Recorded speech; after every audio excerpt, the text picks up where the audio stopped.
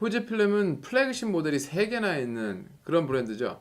X 프로 시리즈가 있고 XT가 있고 그리고 XH1, XH 시리즈가 있습니다. X 프로 시리즈는 카메라 조작을 좀 더 즐기고 싶은 그런 프로 사진가들을 위해 나온 이름처럼 RF 스타일의 카메라고, XT 시리즈가 좀 표준이 되고요. 그리고 XH 시리즈는 후지필름이 동영상이 조금 밀리는 거 아니냐라는 평가가 많다 보니까 동영상 기능을 좀 강화해서 나온 모델이고, 이렇게 두께가 조금 더 두꺼워요. XT 시리즈하고 비교하면 보시기에 자세히 봐야 보이지만 특히 뷰파인더 부분이 좀 더 두껍고 그립부는 말할 것도 없고요. 그래서 손떨림 보정 기능이 들어가 있어요. 이게 가장 큰 결정적인 차이입니다. 이번에 XT3가 출시가 됐는데 APS-C 포맷을 사용한 미러리스 카메라 중에서는 최고 성능이다라는 평가를 현재 받고 있고, 국내를 비롯해서 다 좋은 평가를 받고 있습니다. 혹자는 뭐 현재 디지털 카메라 중에서는 가장 좋은 성능 아니냐라는 얘기까지 듣고 있는데, 후지필름이 이런 날이 올 줄 몰랐어요. 네, 저는 이제 XT2를 많이 사용하고 있는데, 후지필름을 사용하는 가장 큰 이유는 저는 필름 시뮬레이션 모드거든요. JPG를 빨리빨리 이제 손을 봐서 업데이트를 해야 되는데 작업 시간을 아끼려면 제 눈에는 이 필름 시뮬레이션 모드가 좋아요. 별도로 손 보지 않아도 되고, 애초에 후지필름은 옛날에 10년 전에 X 프로 시리즈부터도 JPG 색감이 좋다라는 걸로 이제 정평이 나 있는 모델이거든요. 근데 최근까지도 동영상 성능은 그닥 좀 밀리는 거 아니냐라는 얘기가 있었는데, XT3에서 완전히 이 점을 확실히 눌러줬습니다. 그래서 4K 60프레임을 최초로 이제 지원을 하고, 그리고 많은 이제 샘플 비디오들을 보면 AF도 파나소닉이나 소니에 비해서 전혀 밀리지 않습니다. IAF도 지원을 하고. 그런데 XH1을 사용해 보면 이미 이때부터 AF는 아주 좋습니다. 특히나 얼굴 인식 같은 경우에는 원래 후지필름이 원조거든요. 후지필름이 원조인 게 생각보다 많아요. 뭐 방수 카메라도 그렇고. 그런데 이제 홍보가 잘 안 돼서 그렇지. 어쨌든 얼굴 인식이 굉장히 정확하고 부드럽게, 또 AF도 부드럽게 이어집니다. 동영상을 전문적으로 이제 촬영하는 기기라면 동영상이 빨리 되는 것도 중요하지만 부드럽게 이어지는 게 되게 중요하거든요. 화면이 갑자기 동영상이 휙 바뀌면 굉장히 이상해 보이거든요. 또 아마추어 특해 보이고. 네, 그런 점에서 XH1의 동영상 AF 성능은 굉장히 좋다라고 평가할 수 있고요. 그래서 이제 별로 모자람은 없거든요. 근데 다만 XT3가 나온 이 시점에 XH1은 어떤 차별점이 있을까, 이런 점을 알아보려고 후지필름을 통해서 제가 XH1을 사용해 보게 됐고요. 이번에 이제 휴가에 XH1을 가지고 가게 됐어요. 제가 이제 오랜만에 유럽으로 휴가를 갔고요. 우여곡절 끝에 뭐 얘기하면 길지만 어쨌든 파리에 당도를 했습니다. 파리 얘기 잠깐 하자면, 예전에 갔을 때는 정말 아름다운 도시라는 생각을 절로 했거든요. 물론 회색빛의 도시에 별로 지저분하다, 이 도시가 왜 이러냐 라는 평가도 한쪽에는 존재합니다. 왜냐면 실제로 너무 지저분해요. 이게 오래된 유럽 그냥 도시이기 때문에. 오히려 파리에서 벗어난 시골들이 정말 아름다웠고, 파리는 그냥 관광지거든요. 근데 이번에 갔을 때 정말 더 심합니다. 정말 LCC 저가 항공이 이제 아마 발달을 하다 보니까, 특히 중국 쪽 그리고 이제 남미에서 사람들이 막 우르르 쏟아져 들어오면서, 특히 뭐 유명한 스팟들은 뭐 발 디딜 틈도 없고, 그리고 식당들도 자리가 없습니다. 예약을 안 하면 자리가 없고. 안 그래도 이제 프랑스에서도 파리 사람들이 불친절하기로 유명한데 더 불친절합니다. 가면 내상 입기 딱 좋아요. 그리고 뭐 아무래도 인종차별 많이 당한다는 얘기도 있는데, 뭐 은근히 사실이에요.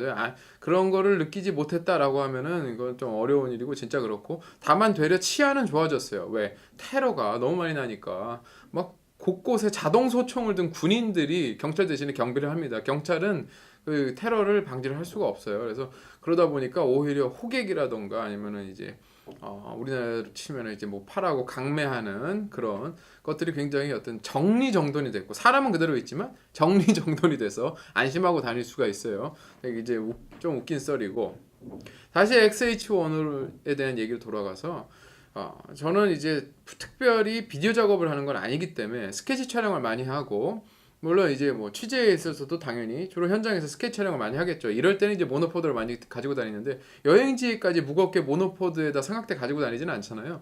그럴 때 필요한 게 이제 손떨림 방지 기능이죠. 그래서 XT 시리즈가 한낮에는 괜찮아요. 셔터 스피드가 나오니까. 그런데 좀 이제 노을이 질 때라던가 아니면은 실은 걸어다니면서 혹은 이제 몸을 이동해서 촬영하거나, 그것도 아니면 이제 저조도, 실내에서 저조도에서 촬영할 때는 당연히 셔터 스피드가 떨어지면서 ISO가 높아지면 당연히 노이즈가 낍니다. 그래서 손떨림 방지 기능이 있는 게 좋은데 XH1은 그런 점에서 손떨림 방지 기능을 가지고 있으니까 당연히 T 시리즈보다 앞섭니다. 그렇다고 AF가 뭐 T3는 아직 제가 확인을 안 해봤지만 AF가 떨어지냐, 아까도 말씀드린 것처럼 이미 여러 가지 그 리뷰에서 소니나 파나소닉에 비해서 밀리지 않는다, 제 눈으로도 확인했고요. 특히 얼굴 인식이 굉장히 정확하게 이루어지고 그리고 이제 스무드하게 그 이동이 되기 때문에 특히 고속 촬영할 때 좋아요. 고속 촬영 시 정말 예쁜 영상을 만들어 주고요.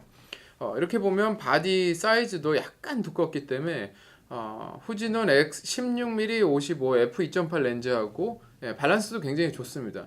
보통은 제가 이제 XT2를 사용할 때는 동영상을 할 때는 그 185 IS 번들 렌즈를 많이 사용하거든요. 밸런스 문제 때문에 사진 찍을 때 이제 1655를 많이 사용하고, 근데 XH1은 손떨림 보정 기능이 들어가 있으니까 후지의 어떤 이 다양한 고급 렌즈들을 좀 뭐랄까 마음껏 좀 사용해 볼 수 있다랄까, 셔터 스피드가 좀 떨어져도 특히 동영상 촬영 시에 그렇다는 거고요.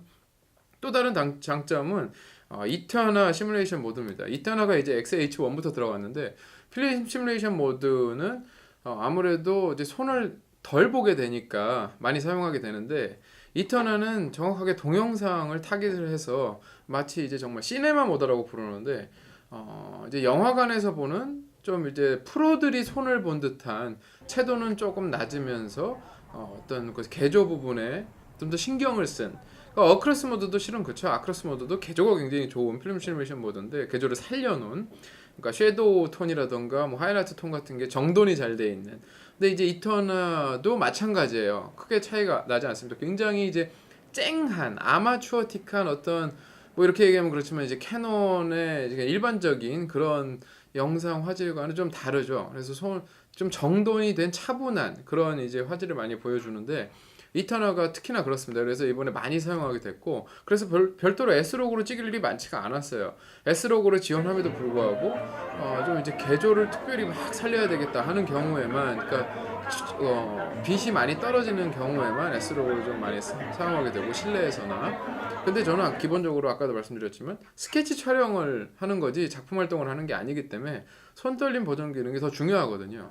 그래서 이제 XH1을 사용하면서 굉장히 만족감이 좋았어요. 물론 이제 단점은 터치 AF를 지원함에도 불구하고 터치 스크린을 지원하거든요.